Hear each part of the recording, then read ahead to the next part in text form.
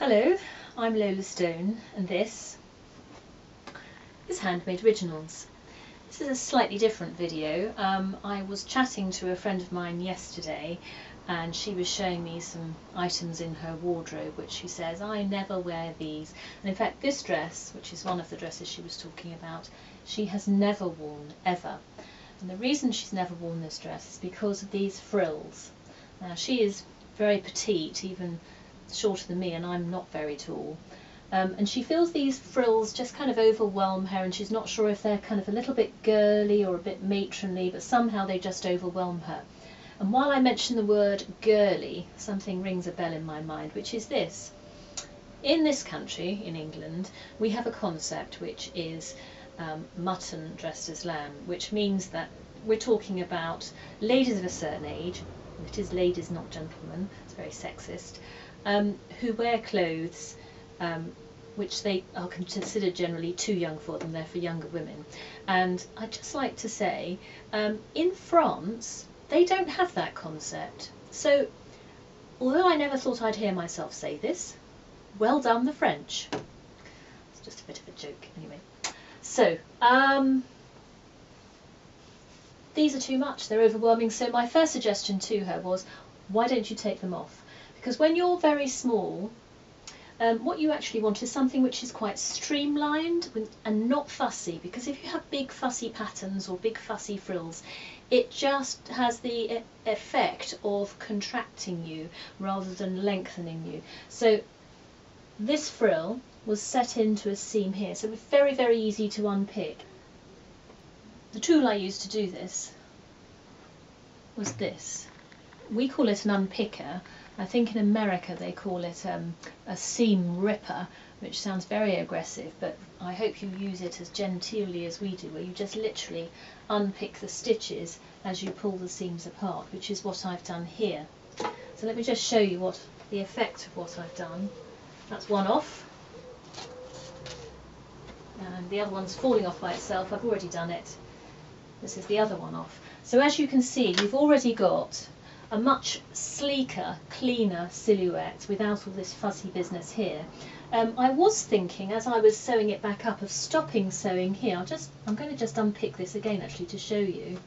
And what I was thinking of doing was turning these seams in, whoops, stay there, turning these seams in like this. Let's unpick one more. And just having a gap here so that turn that under, your shoulder would show through like that, which I think is quite a nice effect and something a bit different. And this is a very structural design. I quite like that. It's quite clean and it's just a little bit different. But anyway, I'm going to sew it up because that's what she wanted.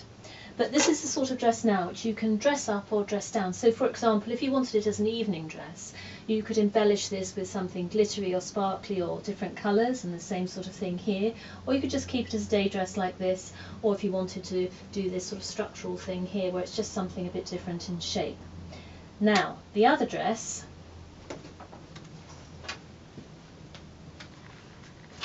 is this one. And this one, same sort of dress, very elasticated, very fitted, but she's worn it once, but finds that this big bow is just too big. It just dominates the whole thing. So that was very easy to get off. I unpicked it here, and then I've also unpicked it there. There we are, tra-la, it's off.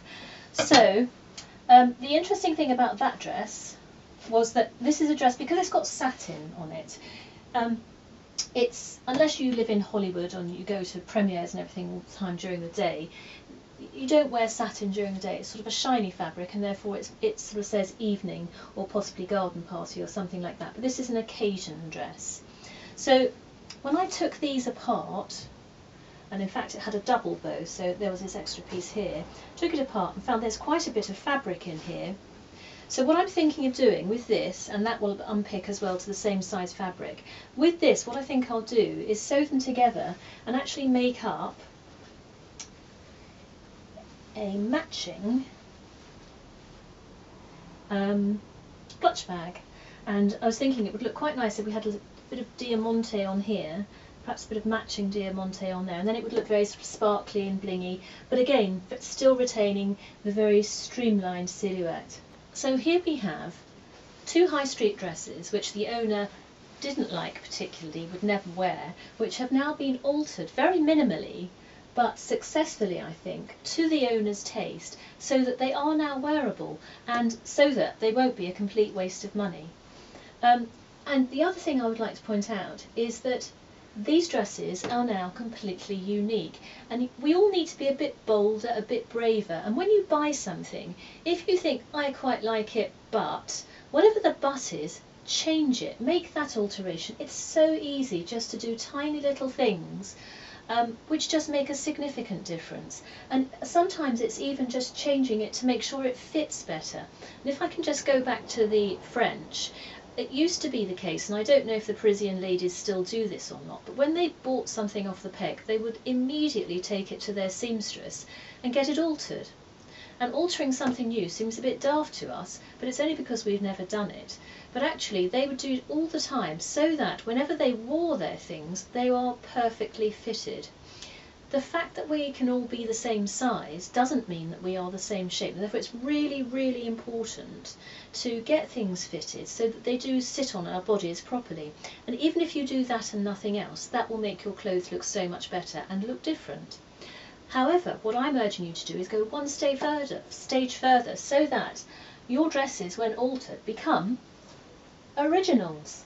They are unique to you, so I would urge you, be bold, do something original.